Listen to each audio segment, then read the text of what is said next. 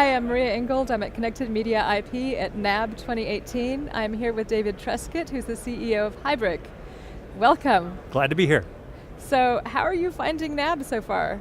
Well, it's been great for us so far. We're in the CMIP Pavilion and just having the group of customers and companies that we're connected with here. So part of our benefit is not just meeting the attendees, but also many of our customers are actually exhibitors as well. So this is a really good way to get everybody in one place. Yeah, so you have a really extensive background in video, which is awesome. But I would love to know more about what Hybrik does and how media companies use it. So Hybrik is cloud media processing. And when we say media processing, we mean not just transcoding, that's an obvious one, so converting file A to file B.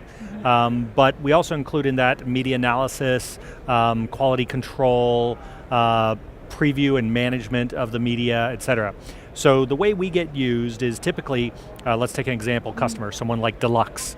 Deluxe just announced Deluxe One, which is their infrastructure for managing the full media workflow. Now when you think about the full media workflow, that's rights management and editing and all these other things. But at the end of that process, you've got your original assets, which might be high quality ProRes or J2K masters sitting in the cloud, but the delivery might be MXF for a television station or HLS for an OTT system or MPEG Dash. So somehow you've got to get from what you had into what you need. Yes. That's what Hybrik does. We convert what you have into what you need.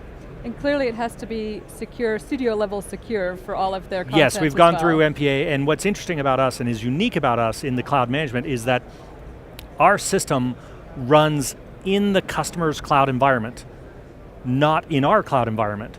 So when Deluxe is running this, it's in the Deluxe AWS account, running on Deluxe Media under the Deluxe VPC, and so we're the only company that does that. So we're not trying to take away their, like, oh, send us your file, we'll process it and send you back a result. No, all the processing and storage happens in your account. We get paid a flat fee for managing the infrastructure and for doing all of we provide all the core pipeline processing that happens on every machine. So we both manage thousands of machines for you, and we provide the software that runs on each one of those machines. So our approach is one of, how do we give you scale, right? How do we give you access to thousands of machines, but at a very cost-effective approach? So we don't charge per gigabyte, per minute, per hour. We don't charge anything like that. We charge nothing there. We just charge a flat fee to manage the 1,000 machines for you. Okay, and that's your key differentiator then. It's a huge differentiator. It makes us generally 20 times cheaper. Not 20%, but 20x cheaper. That's why we are now the dominant provider for the service industry. So Sony DADC, Technicolor, Deluxe, all those companies use us. They've standardized on us as their cloud provider. And even companies, for example, Vivo, a company had built their own system running in the cloud, got rid of that and used us because we're cheaper than one engineer, and we give them a complete system. Sounds like a good strategy. So what are you showcasing here? At the show, a lot of new things that are kind of interesting. A couple things. So the first one that we've gotten a lot of attention about is something we're calling the QC player. So as everything has moved off, from on-prem to cloud, there's one issue you run into, which is when I've got a 500 gigabyte file on-prem and I need to play it, what do? I hit play. I can just play the file. It just plays. When I have a 500 gigabyte file sitting in the cloud, well, it may be a 300 megabit ProRes file. I can't play that.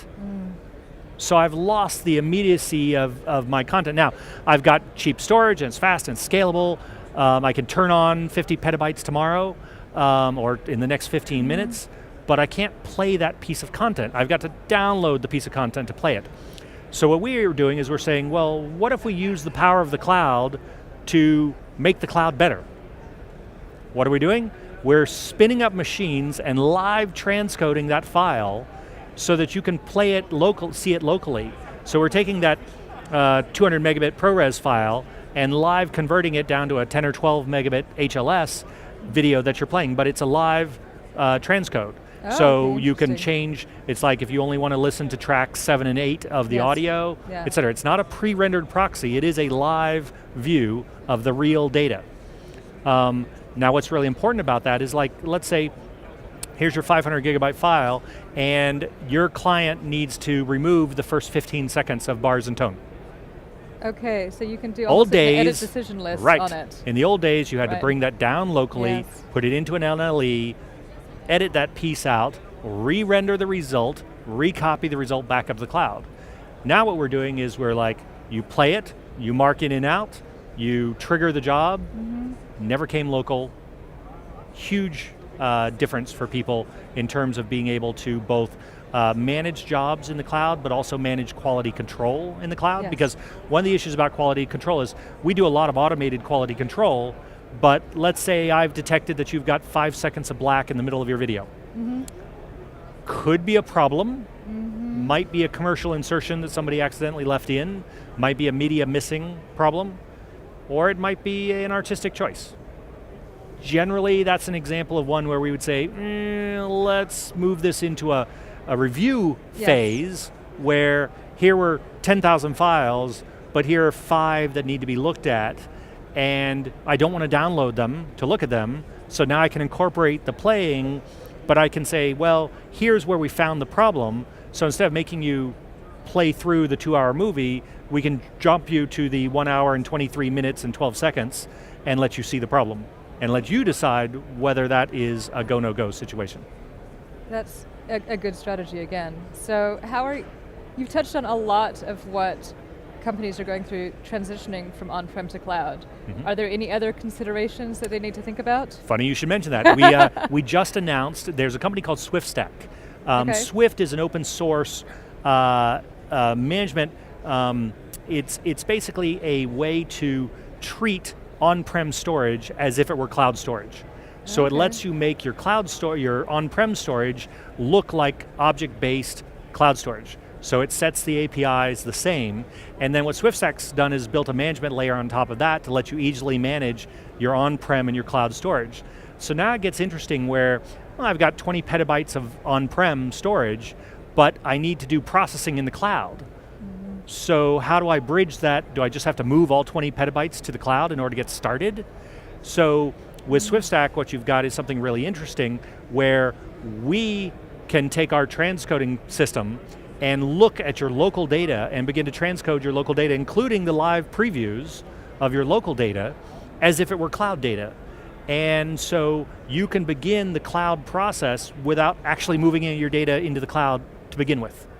So But it then moves it into the cloud. it moves it into the cloud to do the transcode, but it might move it back when it's done. It might take it from there into a CDN for Okay. delivery.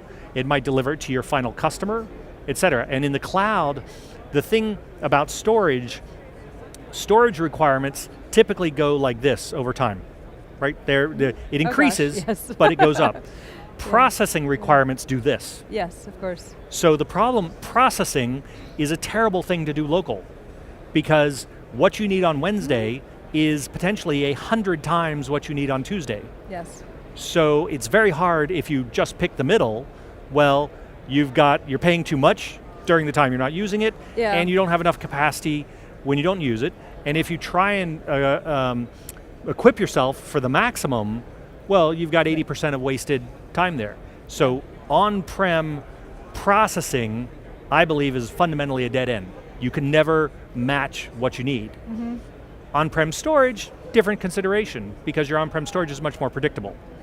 So it's like you're a television company, you know exactly how many shows you're producing, you know what your things are, it's a predictable thing, you can order it a month in advance. But processing, we got an order, we got to do a thing, we got a stuff, I need it now, it has to happen at 5. So the fact that I can spin up in 2 minutes, I can go from 0 machines to 1,000 machines, that's a very compelling component. And if I have a fast direct connect to Amazon, then I can just bridge this time, and maybe over time I begin to move some of my assets into Amazon, or I begin to use on-prem for active storage and Glacier for long-term storage for backup, so I can begin to bridge these storage areas to take advantage of what each is best at. Well, that makes a lot of sense. So if it's bursting, it's cloud, and if it's predictable, then maybe your on-prem is the right solution depending on pricing. So Exactly, and this stuff, so we find SwiftStack to be very interesting because it's a great bridge between these two worlds. That sounds like a wonderful place to wrap it up. Great. Thank you so much for coming, really appreciate it. My pleasure. And we hope to see you again next year. I'll be back. Awesome. Okay.